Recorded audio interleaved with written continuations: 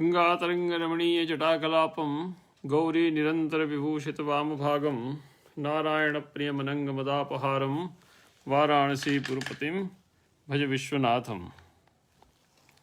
मित्रों, आचार्य आनंदवर्धन प्रणीत ध्वन्यालोक का पाठ चल रहा है। ध्वन्यालोक के अंतर्गत आचार्य अभिनव गुप्त के लोचन के साथ ध्वनि कारिका पर हम विचार कर रहे हैं। ध्वनि कारिका यत्रार्थ शब्दो वा तमर्थमुपसर्जने कितस्वार्थो व्यंगतक काव्य विशेष सध्वनिरित सूर्यभि कथितः। इस ध्वनि कारिका के अंतर्गत जो अलंकारों में ध्वनि के अंतर्भाव का निषेध किया जा रहा है, उस पक्ष पर आचार्य ने विस्तार के साथ विचार किया है। अनेक अलंकारों को हम देख चुके हैं और उसी क्रम में अप्रस्तुत प्रशंसा का विचार चल रहा है। अप्रस्तुत प्रशंसा अलंकार में विचार करते समय हमने देखा कि यह 5 प्रकार का होता है। अप्रस्तुत प्रशंसाया सा सैव प्रस्तुताश्चया कार्ये निमित्ते सामान्ये विशेषे प्रस्तुते सति तदन्यस्य वचस्तुल्ये तुल्यस्येति च पंचधा।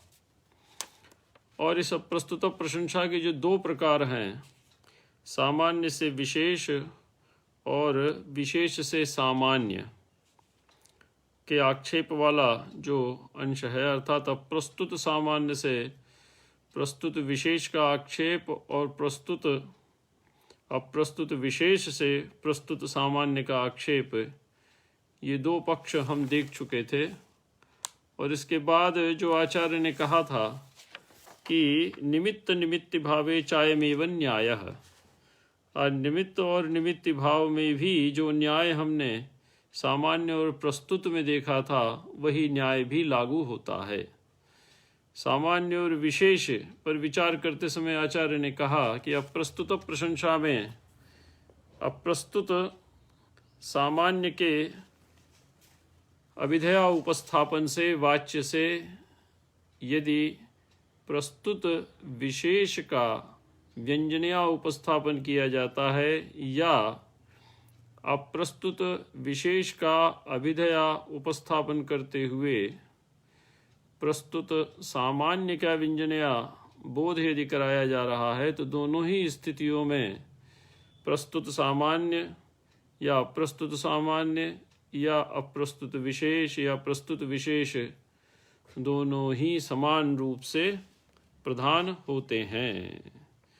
तो ये बात कहा, तत्रापि सामान्य विशेषयोर युगपत् प्राधान्ये न विरोध इत्युक्तम, अर्थात सामान्य और विशेष का एक साथ प्राधान्य विरुद्ध प्रतीत नहीं होता, यह आचार्य ने इसमें कहा था।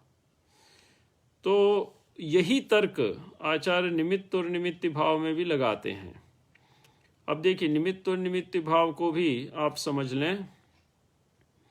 निमित्त का अर्थ है कारण और निमित्त का अर्थ है कार्य, या निमित्त या नैमित्तिक कर लें। नैमित्तिक का अर्थ है कार्य। तो यहाँ पर भी अप्रस्तुत और प्रस्तुत, इसका अन्वय आप कीजिए। ये बात तो आप जानते ही हैं कि अप्रस्तुत प्रशंसा में जो अप्रस्तुत या अप्राकरणिक अर्थ होता है, वह वाच्य होता है।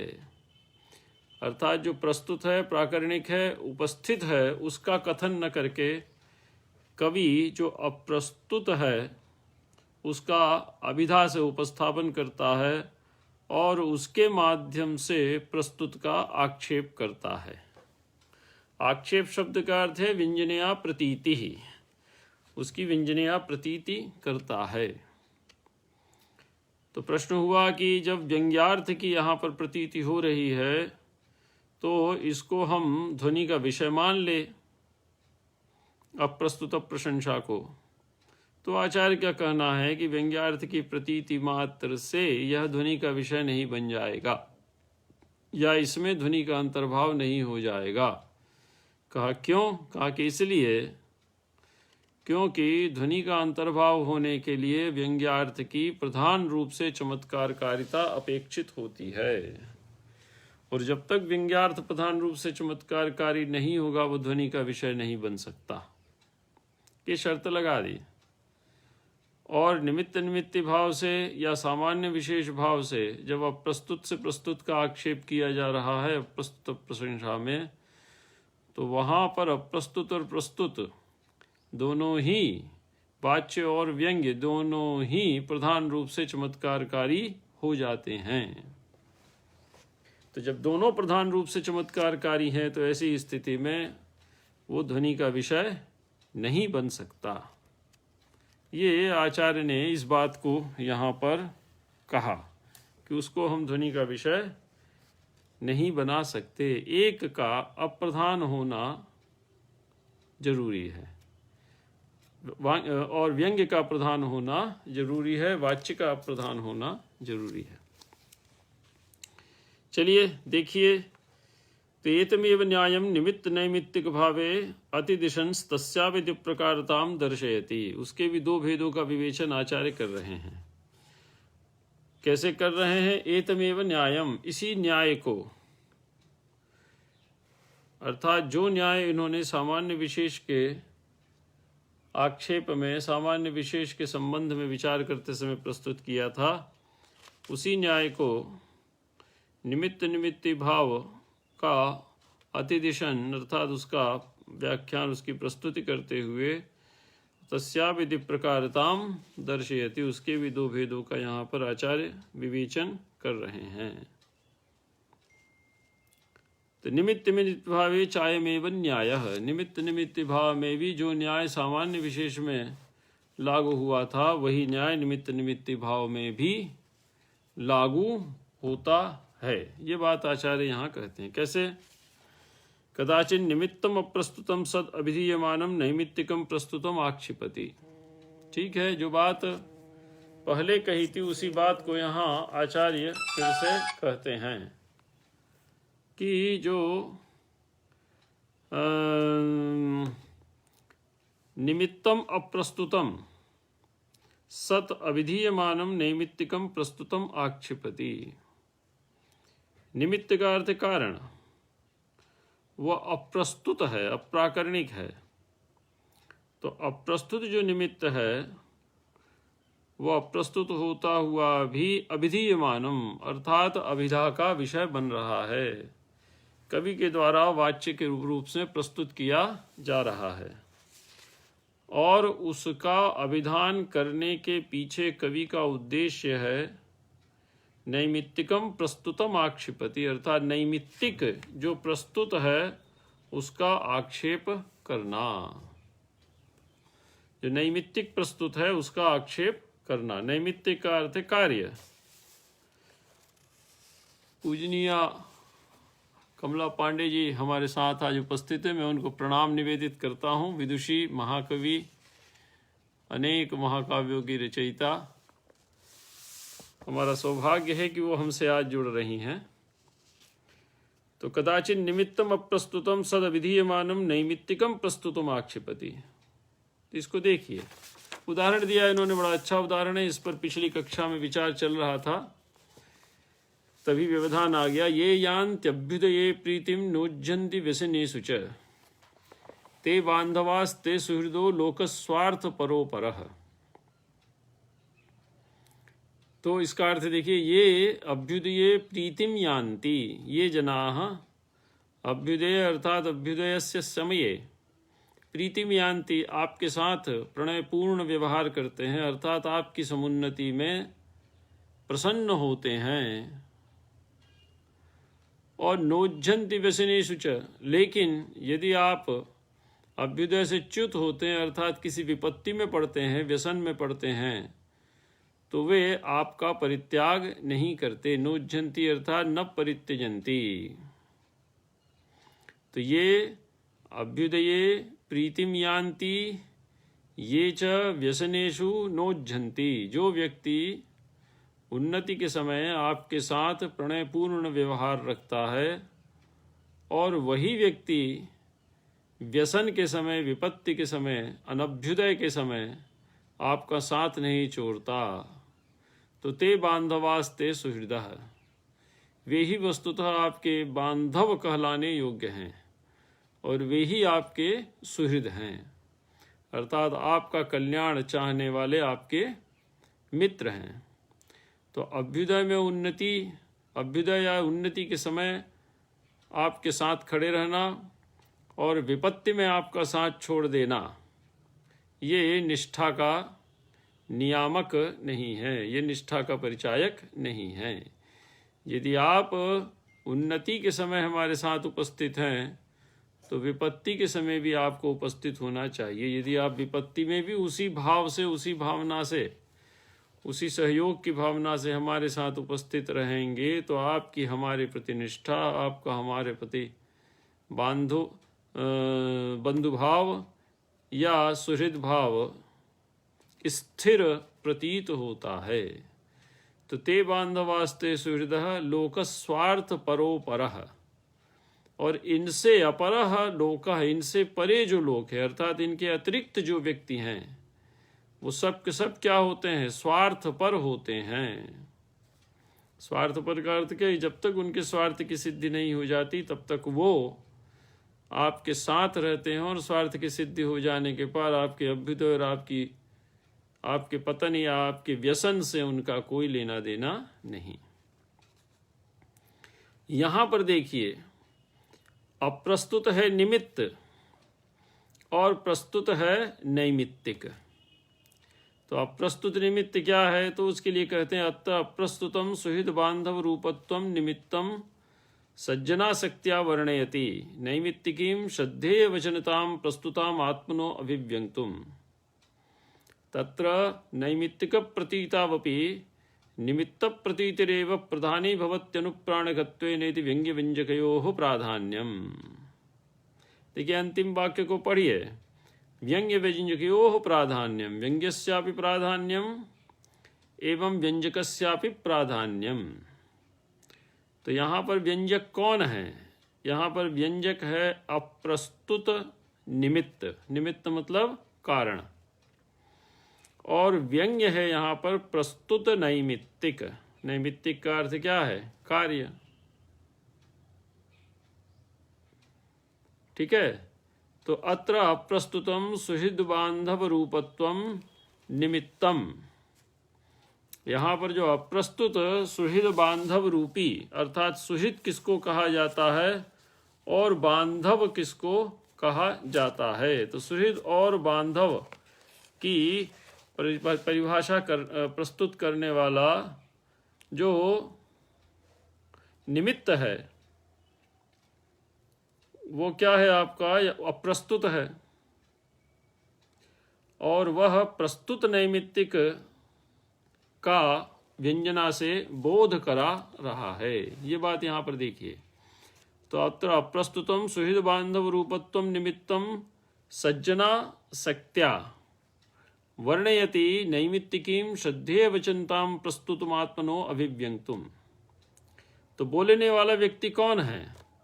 बोलने वाला व्यक्ति कोई सज्जन है, अर्थात जिसने अपनी निष्ठा, विपत्ति और अभ्युदय दोनों ही समय अपनी निष्ठा को किसी व्यक्ति के प्रति सिद्ध किया है, प्रमाणित किया है। तो ऐसा व्यक्ति ये वचन बोल रहा है, लेकिन वह अपने विषय में नहीं बोल रहा है, अपनी श्रद्धेय वचनता के विषय में नहीं बोल रहा है कि मेरे वचनों पर आप विश्वास कीजिए, क्योंकि मैंने आपकी विपत्ति के समय और आपकी संपत्ति के समय, उन्नति के समय, दोनों समय आपका साथ नहीं छोड़ा।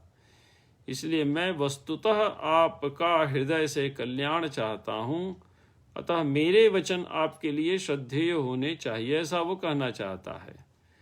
लेकिन यह जो प्रस्तुत नैमित्तिक है, कार्य है, इस नैमित्तिक का कथन यहाँ पर आचार्य ने नहीं किया है, अपितु अप्रस्तुत निमित्त का कथन किया है। अप्रस्तुत निमित्त क्या है? तो अप्रस्तुत निमित्त है आचार्य के द्वारा श्लोक में या वक्ता के द्वारा श्लोक में प्रस्तुत किया गया बंधु, आदर्श बंधु और आदर्श सुहृद का स्वरूप। तो अत्र प्रस्तुतम सुहृद बांधव रूपत्वम, जो आदर्श बंधु या आदर्श सुहृद का जो स्वरूप है वो अप्रस्तुत है, और सज्जनासक्त्या अर्थात श्रद्धेय व्यक्ति की वचनों के ऊपर श्रद्धेय व्यक्ति की वचनता के आधार पर वर्णयति, सज्जन के प्रति आसक्ति से वो प्रस्तुत कर रहा है। वर्णयति अर्थात विधेया उपस्थापयति। किस लिए? तो अभिव्यंगतुम, देखिए अभिव्यंगतुम को पकड़िए, तो काम अभिव्यंगतुम, तो श्रद्धेय वचनताम अभिव्यंगतुम, तो कस्य श्रद्धेय वचनताम, तो बीच में षष्ठ्यंत पद लगा है आत्मनः, और कीदृशीम श्रद्धेय वचनताम, तो उसके लिए लिखा है प्रस्तुताम अर्थात प्रकरण मुखेन उपस्थिताम, प्राकरणिकीम प्रसंग प्राप्ताम, एवंच कीदृशाम नैमित्तिकीम। तो जो इस प्रकार के स्थिति को प्राप्त करता है अर्थात अपने मित्र का अभ्युदय और व्यसन दोनों में साथ नहीं छोड़ता, उसी के वचनों पर आपको विश्वास करना चाहिए। ये निमित्त है, कारण है। और नैमित्तिक कौन है? नैमित्तिक है इसका वक्ता, जिसके द्वारा ये कहा जा रहा है कि आप मेरे वचनों पर श्रद्धा कीजिए। क्यों? क्योंकि मैंने आपके अभ्युदय और व्यसन दोनों ही स्थितियों में आपका परित्याग नहीं किया, आपका समान रूप से पूरी निष्ठा के साथ आपका मैंने साथ दिया। तो जब पूरी निष्ठा के साथ मैंने आपका साथ दिया है, तो ऐसी स्थिति में आपको मेरे वचनों पर विश्वास करना चाहिए। तो ये नैमित्तिक है, ये कार्य है। उस व्यक्ति के अंदर पाया जाने वाला श्रद्धेय वचनता रूपी जो धर्म है, वह उस व्यक्ति के द्वारा प्रस्तुत किए गए विश्वसनीय व्यवहार का परिणाम है। ये बात आप पकड़ लीजिए। तो नैमित्तिकीम श्रद्धेय वचनताम प्रस्तुताम आत्मनः अभिव्यंगतुम, तो व्यंजनया उपस्थित हो रहा है नैमित्तिक। नैमित्तिक का अर्थ है कार्य। और नैमित्तिक कौन है? नैमित्तिक है यहाँ पर श्रद्धेय वचनता। नैमित्तिक कौन है यहाँ? श्रद्धेय वचनता। और वो क्या है? प्रस्तुत है। और वो किसकी? आत्मनः। आत्मनः अर्थात यह खलु वक्ता वर्तते पद्यस्यास्य तस्य। तो आत्मनः प्रस्तुताम नैमित्तिकीम श्रद्धेय वचनताम अभिव्यंगतुम निमित्तम वर्णयति, वो निमित्त का वर्णन कर रहा है। निमित्तंच कीदृशम वर्तते अप्रस्तुतम वर्तते, एवंच कीदृशम वर्तते सुहृद बांधव रूपत्वम। सुहृद और बांधव के आदर्श स्वरूप का प्रतिपादक जो निमित्त है, उस निमित्त को वक्ता यहाँ पर कह रहा है। तत्र, अब आचार्य ने कहा कि ऐसी स्थिति में आप करेंगे क्या? तो तत्र नैमित्तिक प्रतीतावपि निमित्त प्रतीतिरेव प्रधानी भवत्यनुप्राणकत्वेनेति व्यंग्य व्यंजकयोः प्राधान्यम। इस पंक्ति को देखिए। तो तत्र अर्थात अस्मिन् पद्ये, या ऐसी अवस्था उपस्थित होने पर, नैमित्तिक प्रतीतावपि, जो नैमित्तिक है, कार्य है, उस नैमित्तिक के प्रतीत होने पर, प्रतीत शब्द का अर्थ है यहाँ पर व्यंग्य मुखेन उपस्थापने सत्यपि, अर्थात उसके व्यंजनया उपस्थित होने पर भी निमित्त प्रतीतिरेव प्रधानी भवति। निमित्तस्य या प्रतीति अभिधेया जायते। निमित्त का जो ज्ञान, यहाँ द्वितीय प्रतीति का अर्थ है अभिधानम। तो नैमित्तिकस्य प्रतीतावपि, नैमित्तिक अर्थात कार्य के व्यंजना से उपस्थित होने पर भी, निमित्त प्रतीतिरेव, निमित्तस्य अर्थात कारणस्य प्रतीति अभिधानम प्रधानी भवति, वही प्रधान हो जाता है। क्यों? अनुप्राणकत्वेन, क्यों? वो अनुप्राणक है, प्रेरक है। तो वक्ता के द्वारा कहे गए वचनों पर श्रोता के द्वारा श्रद्धा क्यों रखी जाए? ये तो परिणाम है। तो वक्ता के द्वारा कहे गए वचनों पर श्रोता के द्वारा श्रद्धा इसलिए रखी जाए क्योंकि वक्ता ने अभ्युदय और व्यसन दोनों अवस्थाओं में श्रोता का साथ नहीं छोड़ा। ये कारण है। तो इस कारण का यहाँ पर अविधेया कथन किया जा रहा है, और श्रद्धेय वचनता रूपी जो कार्य है उसका व्यंजनया उपस्थापन किया जा रहा है, उसकी व्यंजनया प्रतीति हो रही है। तो जो व्यंग्य श्रद्धेय वचनता है, वक्ता के वचनों पर श्रद्धेय भाव या श्रद्धा का भाव धारण करने रूपी जो व्यंग्यार्थ यहाँ पर निमित्त रूप में उपस्थित हो रहा है, उसी के समान जो निमित्त है, जो अविधीयमान निमित्त है, वह भी प्रधान रूप से चमत्कारकारी हो जाता है। तो निमित्त प्रतीतावपि, निमित्त की प्रतीति होने पर भी, प्रतीतौ सत्यामपि, प्रतीति अत्र व्यंजनया उपस्थापनम, नैमित्तिकस्य अर्थात कार्यस्य प्रतीतावपि व्यंजनया ज्ञाते सत्यपि, व्यंजना से उसकी उपस्थिति होने पर भी, उसके व्यंग्य होने पर भी, निमित्त प्रतीतिरेव, निमित्तस्य या प्रतीति अर्थात अभिधानम अभिधया उपस्थापनम, वही प्रधानी भवति, वही प्रधान हो जाए। क्यों? तदनुप्राणकेन, तदनुप्राणकत्वेन।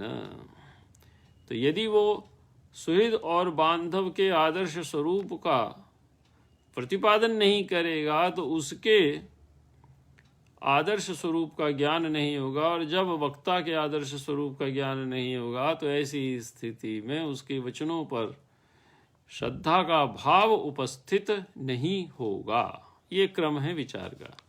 तो ऐसी स्थिति में ये व्यंग्य व्यंजकयोः प्राधान्यम।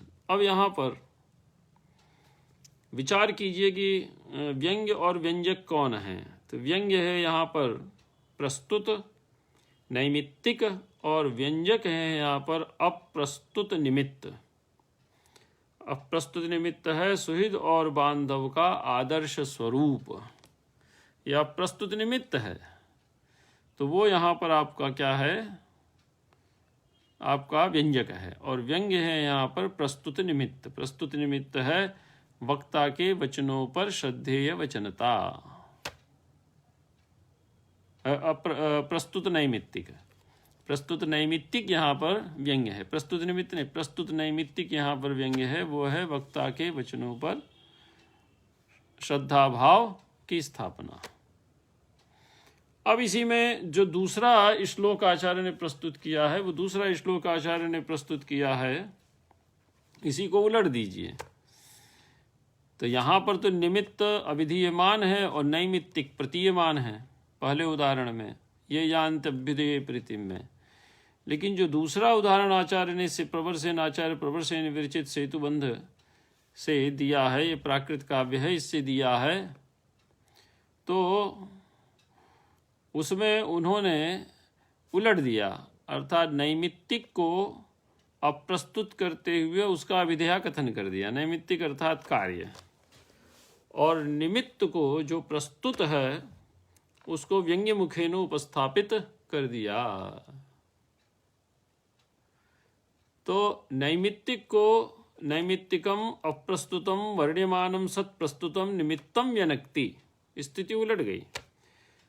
तो सामान्य से विशेष, विशेष से सामान्य, सो निमित्त से नैमित्तिक और नैमित्तिक से निमित्त। तो निमित्त से नैमित्तिक, निमित्त के अप्रस्तुत अविधीयमान निमित्त से प्रस्तुत अप्रस्तुत अविधीयमान निमित्त से प्रस्तुत नैमित्तिक का व्यंजनया उपस्थापन। और दूसरा भेद है अप्रस्तुत अविधीयमान नैमित्तिक से प्रस्तुत निमित्त का अभिधया व्यंजनया उपस्थापनम। ये पकड़ लीजिए। तो कदाचित तो नैमित्तिकम अप्रस्तुतम वर्ण्यमानम सत्प्रस्तुतम निमित्तम जनक्ति। वर्ण्यमानम अर्थ अभिधामुखेन यस्य उपस्थापनम भवति। तो नैमित्तिकम अप्रस्तुतम वर्ण्यमानम सत्प्रस्तुतम निमित्तम जनक्ति। उदाहरण देते हैं सेतुबंध से, प्रवरसेन विरचित सेतुबंध से। सेतौ यथा सेतौ, क्या कहते हैं? स्वर्गम अपारिजातम कौस्तुभ लक्ष्मी विरहितम मधुमथनस्योरः। स्वर्गम अपारिजातम कौस्तुभ लक्ष्मी विरहितम मधुमथनस्योरः। स्मरामि मथनात् पुरतः अमुग्धचंद्रम हरजटा प्राग्भारम। देखिए इसमें पकड़िए पुरतः, पूर्व तसिल प्रत्यय है, किसके पहले? पंचम्यर्थे तसिल, मथनात्, मथन से पहले। तो कस्य मथनम? समुद्रस्य मथनम, समुद्र मंथन के पूर्व, समुद्र मंथन के पहले मैं स्मरण कर रहा हूं किसका? स्वर्ग का। स्वर्गम स्मरामि, उरह स्मरामि, और हर जटा प्राग भारम स्मरामि। तो समुद्र मंथन से पूर्व जब मैंने स्वर्ग का स्मरण किया तो कैसे स्वर्ग की छवि मेरे चित्त में चित्रित हुई, मेरे चित्त में उपस्थित हुई। अपारिजातम स्वर्गम, अर्थात पारिजात रहितम स्वर्गम। क्यों? क्योंकि पारिजात तो समुद्र मंथन से उत्पन्न हुआ था। तो समुद्र मंथन, फिर उसके बाद देवासुर संग्राम, ये कथा है श्रीमद् भागवत के 8वें 9वें स्कंध में। तो स्वर्गम अपारिजातम, अर्थात पारिजात रहितम, न पारिजातम, पारिजात रहितम स्वर्गम स्मरामि। कदा स्मरामि? मथनात् पूर्वम स्मरामि, समुद्र मंथन के पूर्व। दूसरा किम स्मरामि? उरह स्मरामि। उरह वक्षस्थलम, उरह उर्सी, उरांसी। उरस शब्द है सकारांत नपुंसक। वक्षस्थलम स्मरामि, कस्य? मधुमथनस्य, मधु इति नाम्ना प्रसिद्धस्य राक्षसस्य मथनं विनाशं करोति यस्सः तस्य इति मधुमथनस्य भगवतो वासुदेवस्य, भगवतो श्रीकृष्णस्य, भगवतः श्रीकृष्णस्य। तो मधुमथनस्य उरह स्मरामि। कीदृशम् उरह? कौस्तुभ लक्ष्मी विरहितम। तो कौस्तुभ विरहितम एवं च लक्ष्मी विरहितम, क्योंकि इनकी भी उत्पत्ति समुद्र से हुई थी। तो कौस्तुभ विरहितम, कौस्तुभ मणि को भगवान विष्णु ने अपने मस्तक पर, अपने वक्षस्थल पर धारण कर लिया था। तो कौस्तुभ विरहितम एवं च लक्ष्मी विरहितम मधुमथनस्य भगवतः विष्णोः उरह वक्षस्थलम अहम स्मरामि। और तीसरे किसका स्मरण में कर रहा हूं? अमुग्ध चंद्रम हर जटा प्राग भारम। हर जटा शिव जी के जटा के भार को, भगवान शंकर की जटा के भारों का स्मरण कर रहा हूं। हरस्य जटा प्राग भारम, ठीक है। तो भगवान शंकर की जटा प्राग भार का मैं स्मरण कर रहा हूं। प्रबलतम से तत्संहारे हराय नमो नमः। जनसुकृते सत्तोद्रिक्तो मृडाय नमो नमः। प्रमहसि पदे निस्त्रैगुण्ये शिवाय नमो नमः। तो प्रबलतम से तत्संहारे हराय नमो नमः। भगवान शंकर को हर कहते हैं, मृड कहते हैं। तो हराय अर्थात हरस्य भगवतः शंकरस्य जटा प्राग भारम कीदृशं वर्तते? अमुग्ध चंद्रम, अर्थात नास्ति मुग्धः चंद्रः यस्मिन् तत्, यस्मिन् तम, अर्थात सुंदर चंद्रमा से रहित। मुग्धेन चंद्र रहितः, चंद्र रहितम, मुग्ध चंद्र रहितम इत्यर्थः। हर जटा प्राग भारम अहम स्मरामि, उसका मैं स्मरण कर रहा हूं। लेकिन ये सब कब हुआ? ये सब हुआ कब? समुद्र मंथन के पूर्व। तो देखिए सेतुबंध नाटक में जाम्बवान जी की ये उक्ति है। नीचे आचार्य कहते हैं, आचार्य अभिनवगुप्त कहते हैं, अत्र जाम्बवान कौस्तुभ लक्ष्मी विरहित हरिवक्ष स्मरणादिकम अप्रस्तुत नैमित्तिकम वर्णयति। प्रस्तुतम वृद्ध सेवा चिरजीवितत्व व्यवहार कौशलादि निमित्त भूतम मंत्रितायाम उपादेयम अभिव्यंगतुम। ठीक है, मंत्रितायाम उपादेयम अभिव्यंगतुम। मंत्रिता में अर्थात मंत्रस्य या मंत्रिता में अर्थात मंत्रिणः भावः मंत्रिता, अर्थात मंत्री बनने के लिए उपादेय क्या हैं?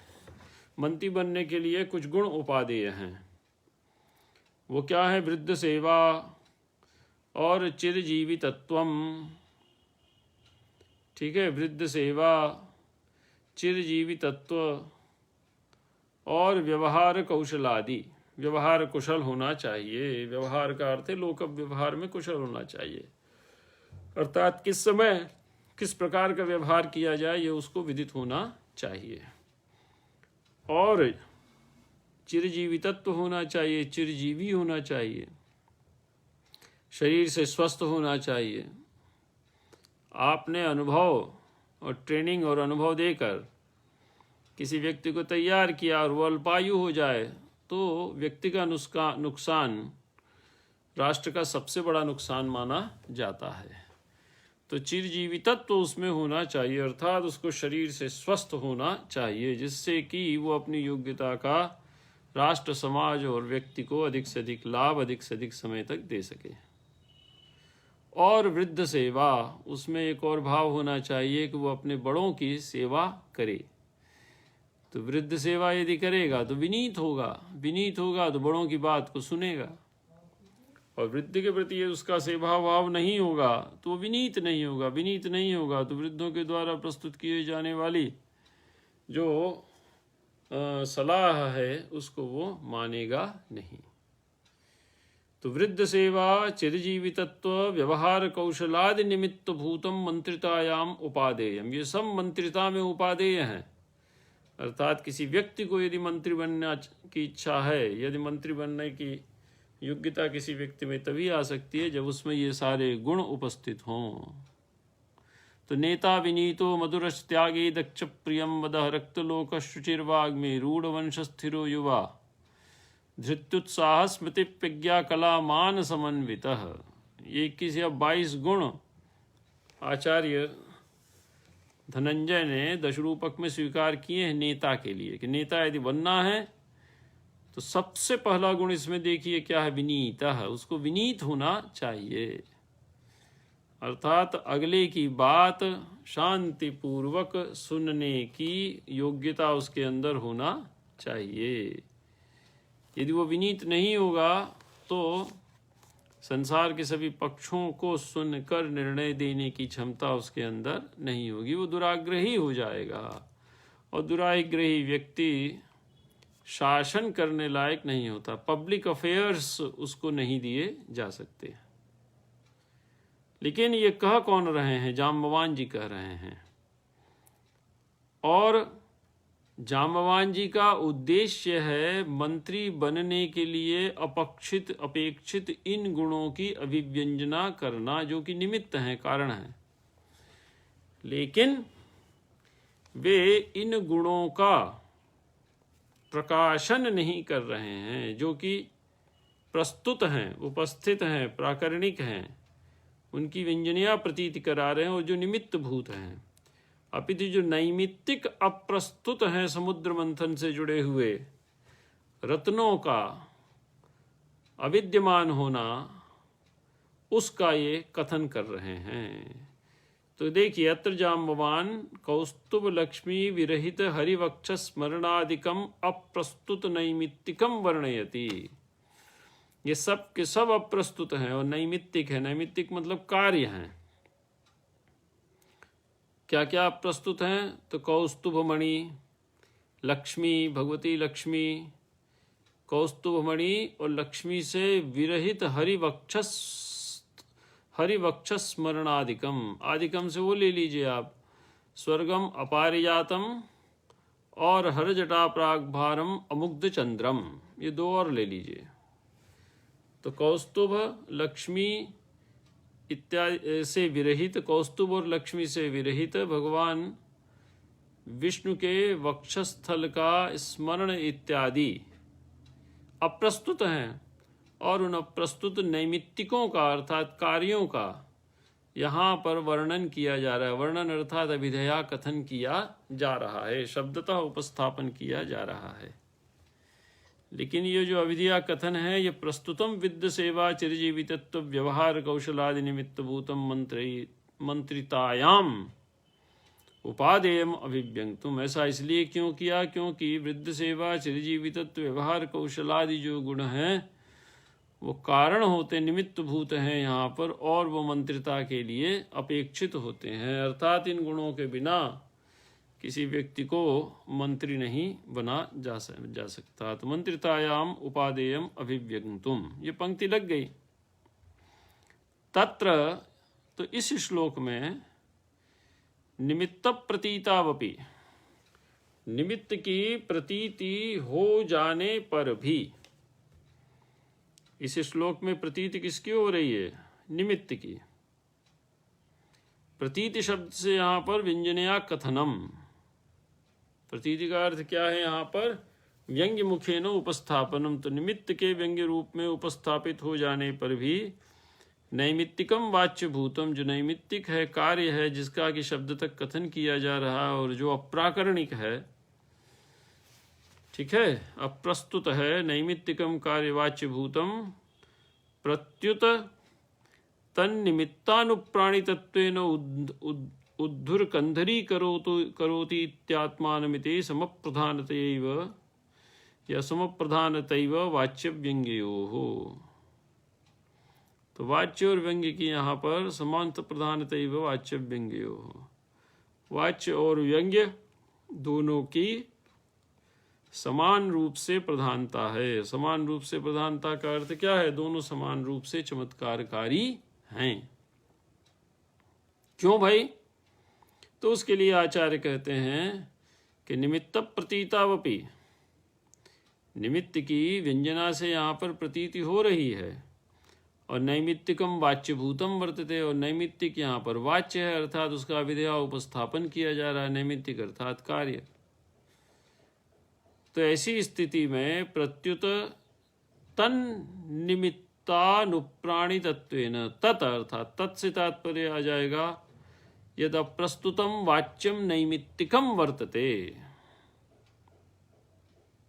उसके निमित्तानुप्राणितत्वेन, निमित्त के अनुप्राणक होने के कारण।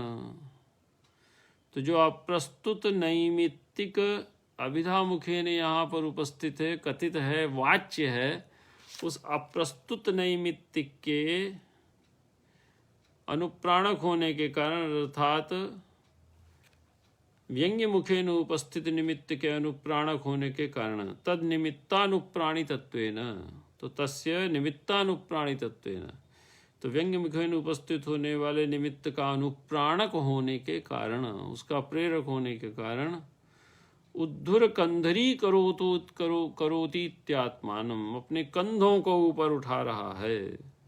अपने कंधों को ऊपर उठाने का अर्थ है कि अपने प्राधान्य का प्रख्यापन कर रहा है, अपने प्राधान्य को स्वतः ही वह उपस्थापित कर रहा है। इति समप्रधानतैव वाच्य व्यंग्ययोः, इसी स्थिति में वाच्य और व्यंग्य दोनों की समान रूप से प्रधानता सिद्ध होती है। तो देखिए इसमें हेतु क्या माना है इन्होंने? इसमें हेतु माना अनुप्राणक, अर्थात अप्रस्तुत। यदि आप नैमित्तिक का कथन करते हुए प्रस्तुत निमित्त का आक्षेप करते हैं, तो वहाँ भी अप्रस्तुत नैमित्तिक प्रस्तुत निमित्त का अनुप्राणक होने के कारण अप्रस्तुत रूप से वाच्य होकर भी प्रधान होता है, व्यंग्य प्रस्तुत निमित्त के सदृश। और दूसरे उदाहरण में अप्रस्तुत नैमित्तिक वाच्य होकर भी, अर्थात विधा मुखेन उपस्थित होकर भी, जो व्यंग्य मुखेन उपस्थित होने वाला प्रस्तुत है, उसका अनुप्राणक होने के कारण, उसका प्रेरक होने के कारण, जो आपका व्यंग्य निमित्त है, उस निमित्त के समान ही वाच्य होकर भी नैमित्तिक समान रूप से चमत्कारकारी होता है। तो निमित्त और निमित्त की अवस्था में, चाहे वो प्रस्तुत हो चाहे अप्रस्तुत हो, दोनों के अनुप्राणक होने के कारण, अर्थात उनके परस्पर अनुप्राणक होने के कारण दोनों का समप्राधान्य होता है। यही बात कहते हैं। तो तन्निमित्तानुप्राणितत्वेनोद्धर कंदरी करोति इत्यात्मानमिति समप्रधानतैव वाच्य व्यंग्ययोः। तो वाच्य और व्यंग्य की निमित्त निमित्ति भाव में भी समप्रधानता होती है। एवं दो प्रकारों प्रत्येकम द्विविधो विचार्य, इस प्रकार से ये जो दो भेद आचार्य ने प्रस्तुत किए।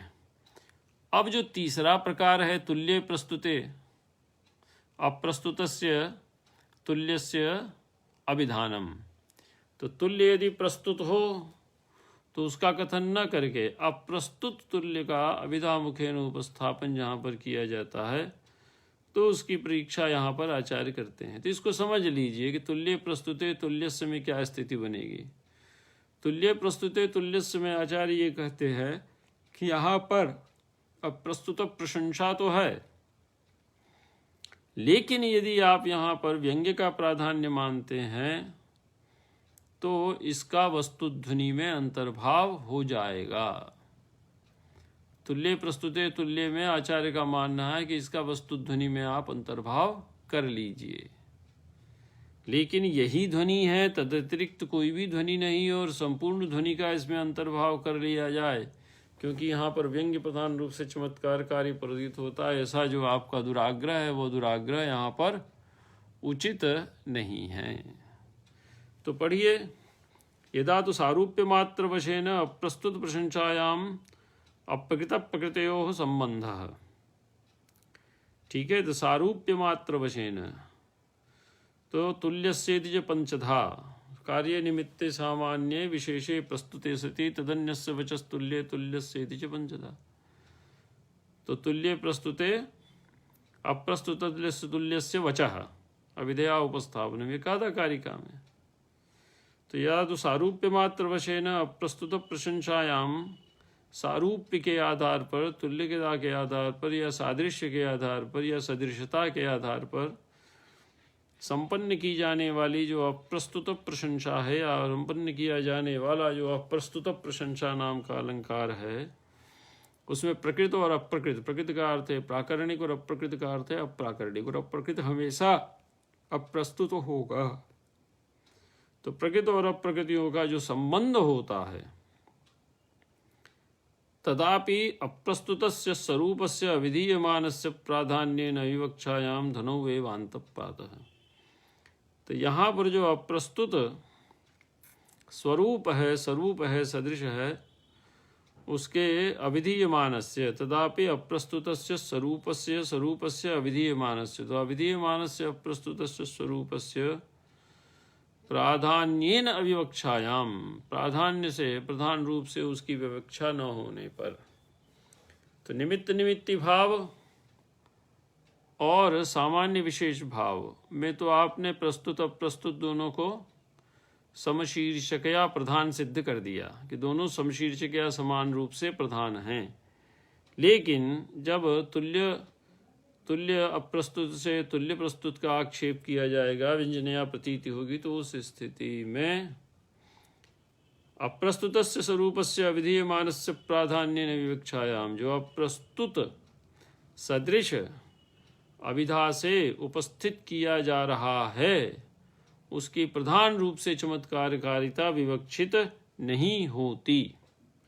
और जब प्रधान रूप से उसकी चमत्कारकारिता विवक्षित नहीं होगी तो जो प्रस्तुत व्यंग्य है या प्रस्तुत सदृश व्यंग्य है, प्रस्तुत तुल्य व्यंग्य है, वही प्रधान रूप से चमत्कारकारी हो जाएगा।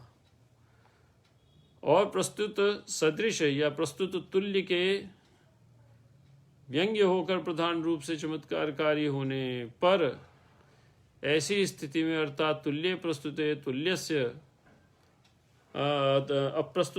अप्रस्तुतेन तुल्येन प्रस्तुतस्य तुल्यस्य आक्षेपः, इस अप्रस्तुत प्रशंसा के पांचवें भेद में का ध्वनि में अंतर्भाव हो जाएगा। तो प्रश्न खड़ा हुआ कि किस ध्वनि में अंतर्भाव होगा, रस ध्वनि, अलंकार ध्वनि या वस्तु ध्वनि। तो आचार्य कहते हैं कि इसका वस्तु ध्वनि में अंतर्भाव होगा।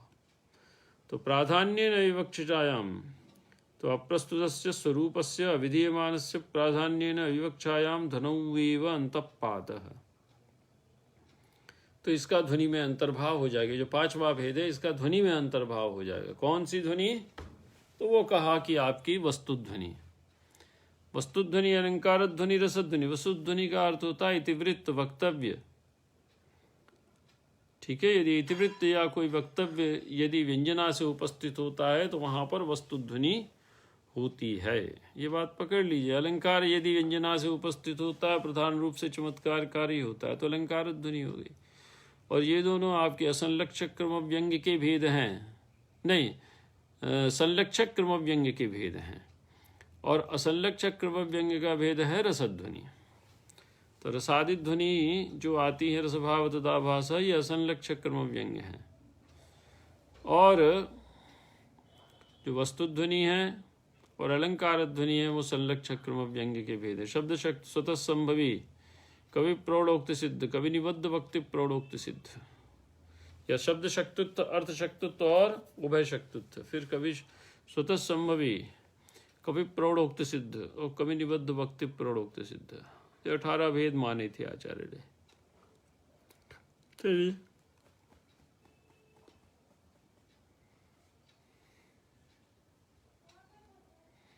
ठीक है, तो स्वरूपस्य विधीयमानस्य प्राधान्येन विवक्षायाम ध्वनावेव अंतःपातः।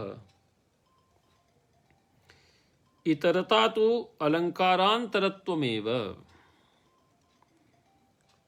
तो बहस किसमें हो रही थी? बहस इसमें हो रही कि इसको हम ध्वनि मानेंगे कि इसको अप्रस्तुत प्रशंसा मानेंगे। तो समप्राधान्य मानकर, सामान्य विशेष और निमित्त निमित्त भाव में समप्राधान्य मानकर आपने वहाँ ध्वनि का निराकरण कर दिया कि उसका ध्वनि में अंतर्भाव नहीं हो सकता या उसमें ध्वनि का अंतर्भाव नहीं हो सकता। वहाँ तो अप्रस्तुत प्रशंसा ही प्रधान रूप से चमत्कारकारी है। लेकिन जहाँ पर तुल्य से तुल्य का आक्षेप हो रहा है, तुल्य अप्रस्तुत से तुल्य प्रस्तुत का आक्षेप किया जा रहा है, वहाँ क्या होगा? तो वहाँ आचार्य ने कहा कि वहाँ वस्तुध्वनि होगी। तो जब वस्तुध्वनि हो गई तो वहाँ अप्रस्तुत प्रशंसा नहीं होगी। इसीलिए कहते हैं इतर्था एव अलंकारांतरत्वम, इतर्था तु अलंकारांतरत्वम एव। तो एव को इधर ले आइए। तो इतर्था एव अलंकारांतरत्वम, इतर्था मतलब यदि ऐसा नहीं होता है तो उस स्थिति में यह भी अप्रस्तुत प्रशंसा का विषय बन जाएगा। तो उस स्थिति में इसको हम वस्तुध्वनि न मानकर अप्रस्तुत प्रशंसा का ही विषय मान लेंगे। तो इतर्था तो अलंकारांतरत्वम एव। अब आचार्य कहते हैं तत्रापि द्वौ प्रकारो, इसके भी दो भेद हैं। अप्रस्तुतात् कदाचित् वाच्यात् चमत्कारः व्यंग्यम तु तन्मुख प्रेक्ष्यम।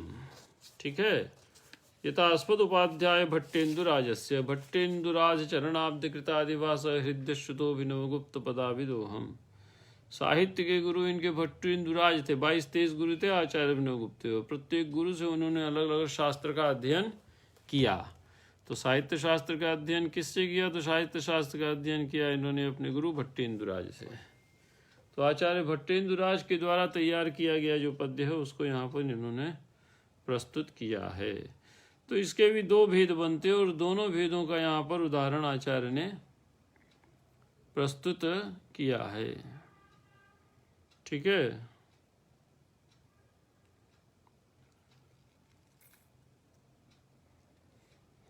तो इसमें जड़ और चेतन इत्यादि के आधार पर आचार्य ने विचार किया है। तो इसको हम अगली कक्षा में देख लेंगे।